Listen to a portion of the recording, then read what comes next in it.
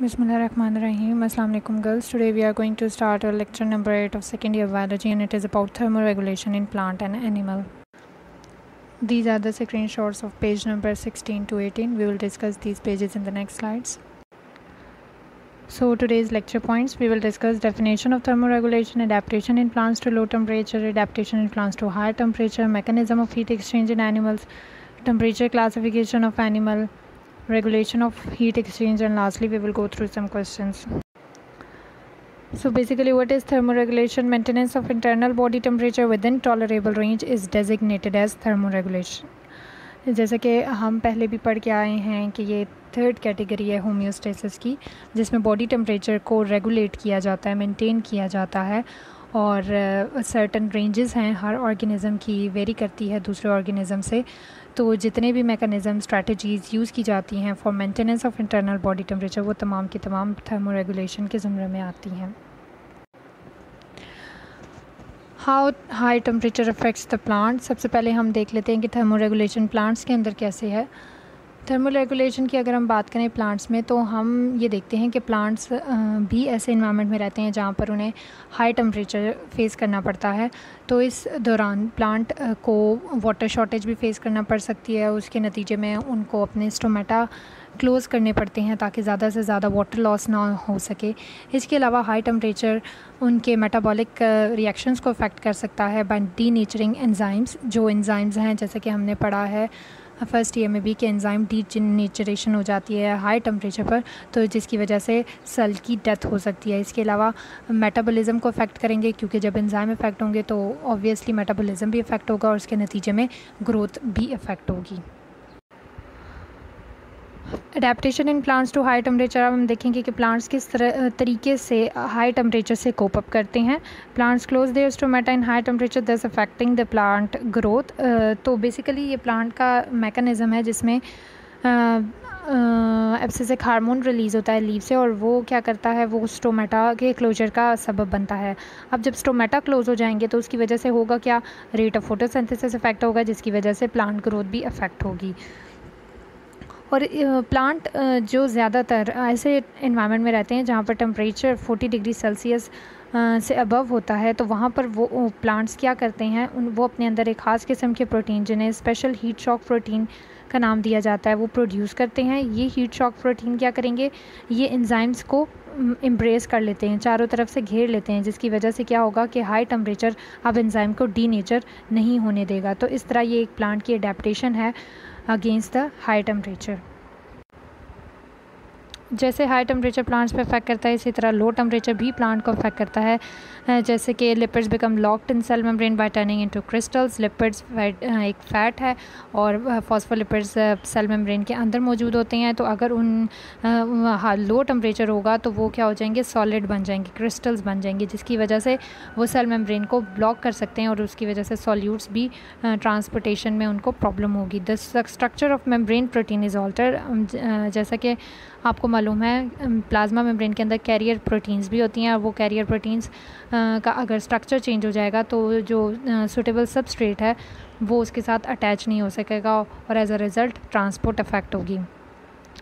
Freezing temperature causes ice crystals outside the cell wall as well as inside the cytoplasm, which perforate the membrane and organelles, thus killing the cell. तो इसमें क्या होता है, अगर low temperature से ज़्यादा और हाई हो जाए और लो टेम्परेचर हो जाए, मतलब फ्रीजिंग टेम्परेचर हो जाए, तो उसकी वजह से आइस क्रिस्टल्स बन जाएंगे. अगर आइस क्रिस्टल सेल वॉल के बाहर बनते तो उसकी वजह से तो सेल की डेथ नहीं होती, लेकिन अगर आइस क्रिस्टल्स प्रोटोप्लास्ट के अंदर, मतलब साइटोसोल के अंदर बन जाते हैं, तो उसकी वजह से जो ऑर्गेनेल्स हैं, सेल के अंदर की जो ऑर्गेनेल्स हैं वो परफोरेट कर सकती हैं. उनका स्ट्रक्चर, उनका अपना जो साइटोसोल है वो अफेक्ट हो सकता है, और उसकी वजह से पूरे सेल की डेथ हो सकती है. So next is adaptation in plants to low temperature. Plants ने किस तरीके से अडेप्टेशन की हुई है against the low temperature. Number 1 is increasing proportion of unsaturated fats. तो अब अनसेचुरेटेड फैट्स वो फैट्स होते हैं जो रूम टेम्परेचर पर लिक्विड फॉर्म में रहते हैं और उनको लो टेम्परेचर अफेक्ट नहीं कर सकता, क्योंकि वो सॉलिड में कन्वर्ट नहीं होते. तो अगर ज़्यादा अनसेचुरेटेड फैट्स होंगे मेम्ब्रेन के अंदर, तो उसकी वजह से मेम्ब्रेन के अंदर क्रिस्टल्स नहीं बनेंगे और इस तरह उसकी फ्लूइडिटी भी मुतासर नहीं होगी. प्लांट्स जिसमें ओक्स, मेपल्स, ये चिनार वगैरह, रोजेज़ हैं, गुलाब, changes solute composition of cytosol. जो solute composition cytosol it is the part of the protoplasm, तो इसके अंदर ऐसे सोल्यूट आ जाएंगे जिसकी वजह से प्रोटोप्लाज्म सुपर कूल तो बन सकता है लेकिन उसके अंदर आइस फॉर्मेशन नहीं होगी। Mechanism of heat exchange in animals, हमने प्लांट्स के बारे में पढ़ लिया। अब हम एनिमल में आते हैं कि एनिमल में हीट एक्सचेंजेस किस तरीके से हैं। Temperature of an animal depend upon the rate of change of body temperature. Temperature किसी भी एनिमल का उसके अंदर जो बॉडी टेम्परेचर का रेट है, चेंज जितने रेट पर वो चेंज हो रहा है वो टेम्परेचर कहलाता है। लेकिन ये जो चेंज है बॉडी टेम्परेचर का, ये डिपेंड करता है कि उसके अंदर हीट की, उस बॉडी के अंदर हीट की प्रोडक्शन कितनी हो रही है, और वो प्रोडक्शन किसके थ्रू होगी, मेटाबॉलिक प्रोसेसेस के थ्रू, और वो हीट बाहर से कितनी ले रहा है और बाहर दे कितनी रहा है। तो ये सारे फैक्टर्स एक दूसरे पर डिपेंडेंट हैं और फिर ये सारे फैक्टर्स ही रेगुलेट करेंगे बॉडी का temperature. Ways to gain body heat and loss, हम अब देखेंगे कि किन किन तरीके से बॉडी हीट मिलती है और बॉडी हीट बॉडी से लॉस हो जाती है। तो हीट गेन कैसे होता है, infrared thermal radiations, solar light में इंफ्रारेड रेडिएशंस भी होती हैं, और इसके अलावा डायरेक्ट सनलाइट से भी हीट मिलती है बॉडी को, और इसके अलावा रिफ्लेक्टेड सनलाइट, मतलब जो टकरा के किसी सतह से वापस आए तो वो रिफ्लेक्टेड सनलाइट होती है। तो एक एनिमल बॉडी हीट गेन कर सकता है by infrared thermal radiation, sunlight, direct sunlight and reflected sunlight. अगर हीट लॉस की बात आए तो रेडिएशन जो हमारी हर एक एनिमल की बॉडी रेडिएट कर रही होती है heat in the form of radiations, और इसके अलावा एवेपोरेशन भी हो रही होती है, उसके नतीजे में भी हीट लॉस होता है। टेम्परेचर क्लासिफिकेशन पर आ जाते हैं। सबसे पहले हम ओल्ड क्लासिफिकेशन देखेंगे। ओल्ड क्लासिफिकेशन को अगर हम फॉलो करें तो इसके लिए दो कैटेगरीज हैं एनिमल्स की, पोइकिलोथर्म्स जिनको हम कोल्ड ब्लडेड एनिमल भी कहते हैं, और होम्योथर्म्स जिनको हम वार्म ब्लडेड एनिमल भी कहते हैं। पोइकिलोथर्म्स और कोल्ड ब्लडेड एनिमल्स कौन से एनिमल्स होते हैं? These are the animals whose body temperature changes considerably with the ambient environment where air or water temperature are changed। तो ये वो तमाम एनिमल्स हैं जिनका बॉडी टेम्परेचर बाहर के इन्वायरमेंट, एम्बिएंट इन्वायरमेंट जो होता है वो सराउंडिंग का इन्वायरमेंट है, तो उस इन्वायरमेंट के मुताबिक इनका बॉडी टेम्परेचर भी चेंज होता रहता है, फ्लक्चुएट करता रहता है, जिसमें तमाम के तमाम इनवर्टिब्रेट्स आ जाते हैं, एम्फीबियंस आ जाते हैं, रेप्टाइल्स और फिशेस आती हैं। So homeotherms, what are homeotherms? These are the animals whose body temperature does not change with the changing external temperature. They maintain their body temperature at constant level. Examples हैं birds and mammals। तो basically ये वो animals हैं जिनका body temperature change नहीं होता, वो अपने बॉडी टेम्परेचर को रेगुलेट कर सकते हैं, एक कांस्टेंट लेवल पर रख सकते हैं, ठीक है, जिसके नतीजे में इनका बॉडी टेम्परेचर बाहर के इन्वायरमेंट से डिफ़र करेगा। इसमें बर्ड्स और तमाम मैमल्स शामिल हैं। तो अब हम ओल्ड क्लासिफिकेशन के अंदर वो प्रॉब्लम्स देखते हैं जिसकी वजह से हमें नई क्लासिफिकेशन स्कीम की ज़रूरत महसूस हुई। उसमें कुछ प्रॉब्लम्स हैं, जैसे various deep sea water fishes maintain their body temperature due to constant environmental temperature. जैसे कि हमने फ़िशेस को पोइकिलोथर्म्स और कोल्ड ब्लडेड की कैटेगरी में डाला था, लेकिन बहुत सी फ़िशेस जो गहरे पानी में रहती हैं, वहाँ गहरे पानियों में टेम्परेचर एक कांस्टेंट होता है as compare to the surface water, तो वहाँ पर वो अपना बॉडी टेम्परेचर मेंटेन रख सकती हैं। तो फिर अब उनको पोइकिलोथर्म्स या कोल्ड ब्लडेड एनिमल्स की कैटेगरी में नहीं रखा जा सकता। इसके अलावा लिजर्ड्स भी हैं, वो भी अपना बॉडी टेम्परेचर मेंटेन रखती हैं। कैसे मेंटेन रखती हैं? इन्वायरमेंट की मदद से मेंटेन रखती हैं। अगर कोल्ड है तो वो वार्म अपनी बॉडी को हीट अप करेंगी बाय बास्किंग इन द सन के अंदर जाएंगी। इसी तरह अगर ज़्यादा टेम्परेचर हो गया तो वो शेडो में चली जाएंगी। तो इस तरह वो अपना बॉडी टेम्परेचर बाहर के इन्वायरमेंट की वजह से मेंटेन कर सकती हैं। इसके अलावा numerous birds and mammals they very there body temperature. बहुत से ऐसे बर्ड्स एंड एनिमल्स भी हैं जो अपना बॉडी टेम्परेचर चेंज करते हैं, जैसे कि हम आगे हमिंग बर्ड्स की एग्जांपल देखेंगे। सो मॉडर्न क्लासिफिकेशन स्कीम में जो एक क्राइटेरिया रखा गया उसमें बॉडी हीट प्रोडक्शन को बेस बनाया गया और इसके मुताबिक 3 कैटेगरीज़ बनी, एंडोथर्म्स, एक्टोथर्म्स एंड हेटेरोथर्म्स। इसमें जो एंडोथर्म्स हैं वो बिल्कुल वार्म ब्लडेड एनिमल की तरह हैं और जो एक्टोथर्म है वो कोल्ड ब्लडेड एनिमल की तरह हैं, जबकि हेटेरोथर्म इन दोनों के दरमियान है। एंडोथर्म्स की बात करें, these animals generate their body heat as a by product of metabolism and maintain their body temperature. ये वो एनिमल्स हैं जिनको हम वार्म ब्लडेड एनिमल्स भी कह सकते हैं। ये बहुत ज़्यादा लेवल पर अपनी बॉडी हीट जनरेट कर सकते हैं मेटाबॉलिज्म के नतीजे में, और जिसकी वजह से वो अपने बॉडी टेम्परेचर को मेंटेन रखेंगे, कॉन्स्टेंट लेवल पर रखेंगे। इसमें बर्ड्स, मैमल्स, कुछ फिशेज़ आ जाएंगी और फ्लाइंग इंसेक्ट्स भी आ जाते हैं। इसके साथ ही हम अगर कैटेगरी देखें एक्टोथर्म की, तो ये वो एनिमल्स हैं, these animals generate heat at low level but that is also exchange quickly with the environment, however absorbed heat from the environment. तो ये कोल्ड ब्लडेड से मिलते हैं और इसमें ये वो एनिमल हैं जो अपनी बॉडी हीट तो जनरेट कर रहे हैं लेकिन वो कम है एज़ कम्पेयर टू एंडोथर्म, जिसकी वजह से वो बॉडी हीट जो है वो बाहर इन्वायरमेंट में लॉस हो जाती है। तो ये क्या करेंगे, बाहर से हीट लेंगे ताकि अपना बॉडी टेम्परेचर मेंटेन कर सकें। इसमें कुछ इन्वर्टिब्रेट्स हैं, फिशेस हैं, एम्फीबियंस और तमाम के तमाम रेप्टाइल्स हैं। हेटेरोथर्म्स इन बिटवीन है एंडो और एक्टो के, और those animals who are capable of varying degree of endothermic heat production but generally do not regulate their body temperature within narrow range. तो ये वो एनिमल्स हैं जो इन बिटवीन है एंडोथर्म्स और एक्टोथर्म्स के। ये कभी किसी एक पीरियड में या कभी सीज़न में या कोई टाइम ड्यूरेशन में वो अपना बॉडी टेम्परेचर मेंटेन कर सकेंगे, और फिर कोई नया टाइम आएगा या सीज़न आएगा उसमें वो अपना बॉडी टेम्परेचर मेंटेन नहीं कर सकते। इसमें एग्जांपल्स हैं बैट्स और हमिंग बर्ड्स की।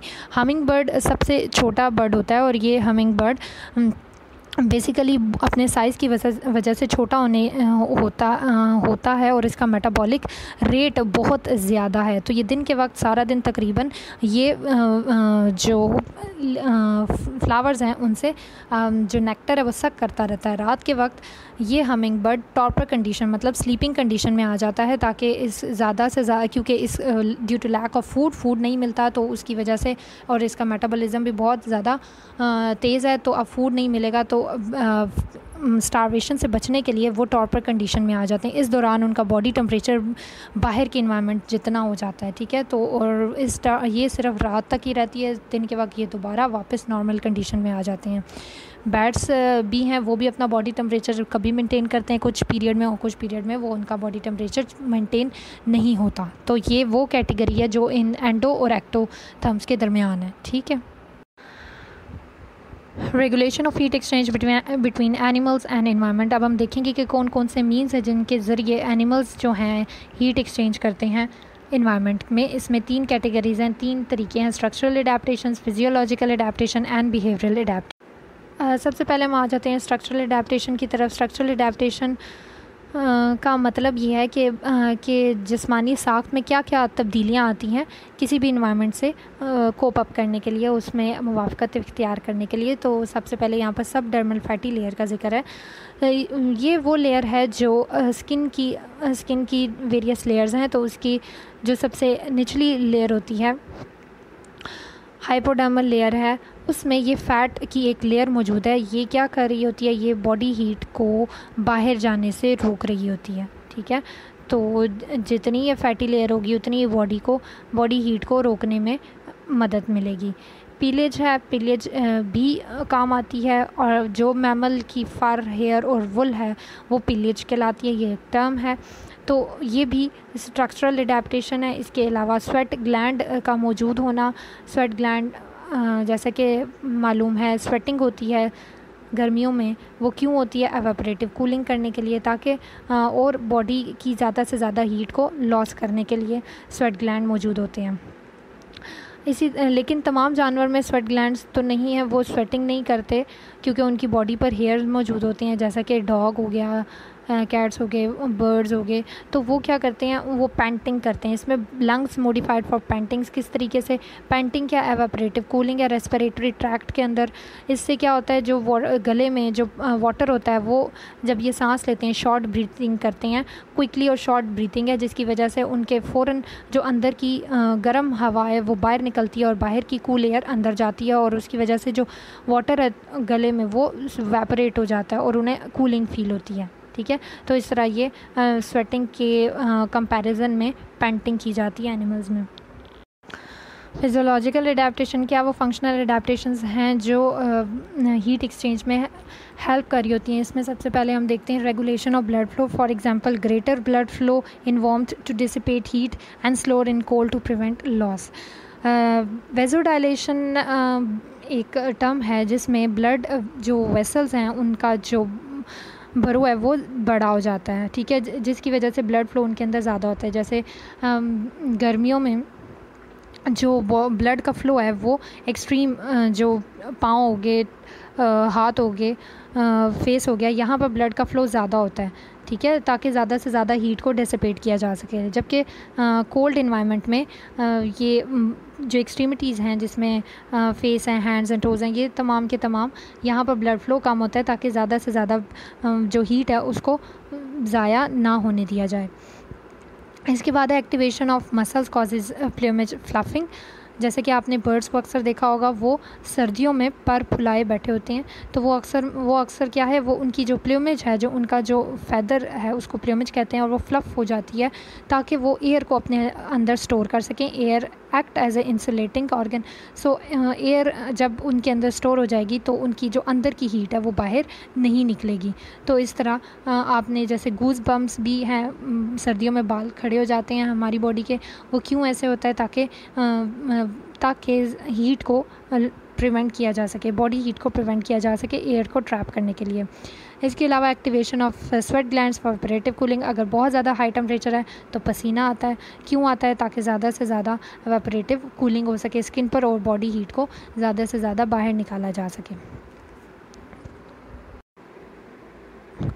लास्ट कैटेगरी है हमारे पास बिहेवियरल एडेप्टेशन। एनिमल्स ने क्या क्या बिहेवियर्स इख्तियार किए हुए हैं to regulate their body heat. इसमें जैसे एग्जांपल है moving of animal in mid day heat to avoid over heating. जैसे ग्राउंड स्क्वेरल्स ज़्यादा दिन के वक्त वो अपने बरोज़ में चली जाएंगी ताकि ज़्यादा से ज़्यादा गर्मी से बचा जा सके। जैसे जानवर सर्दियों में ज़्यादा किसी ऐसे जगह पर मिलेंगे जहाँ पर थोड़ी वार्मथ होती है, इसी तरह अगर गर्मी होगी तो वो साए में मिलेंगे। तो ये उनकी बिहेवियरल एडेप्टेशन है। यहाँ पर जैसे लिजर्ड्स हैं, लिजर्ड्स सर्दियों में धूप में आती हैं या आग के करीब जाती हैं, क्यों, ताकि वो हीट ले सकें। और इसी तरह एनिमल सर्दियों में अपना बॉडी टेम्परेचर, अपना बॉडी पोस्चर चेंज करते रहते हैं ताकि वो अपनी बॉडी को हीट अप कर सकें। तो इस तरह ये एनिमल्स बिहेवियरल एडेप्टेशन भी करते हैं to regulate their heat exchange. Last questions की तरफ आ जाते हैं। How plants get adapted to high temperature, how plants get adapted to low temperature. ये फुल जो टॉपिक हमने पढ़ा है उसी में से आप ले सकते हैं। इसके अलावा डिफ्रेंसीशन आ सकती है पोइकिलोथर्म्स हेट्रोथर्म्स में, डिफ्रेंसीशन हेमियोथर्म्स में, एक्टोथर्म्स में अलग से डेफिनेशंस आ सकती हैं। What are heterotherms, what are endotherms, या how do animals regulate their body heat with the environment. 4 marks का क्वेश्चन भी हो सकता है अलग से, शॉर्ट 2 मार्क्स के क्वेश्चन में भी आ सकते हैं। स्ट्रक्चरल एडेप्टेशन, फिजियोलॉजिकल एडेप्टेशन या behavioural adaptation. Okay students, thank you so much. अल्लाह हाफिज़।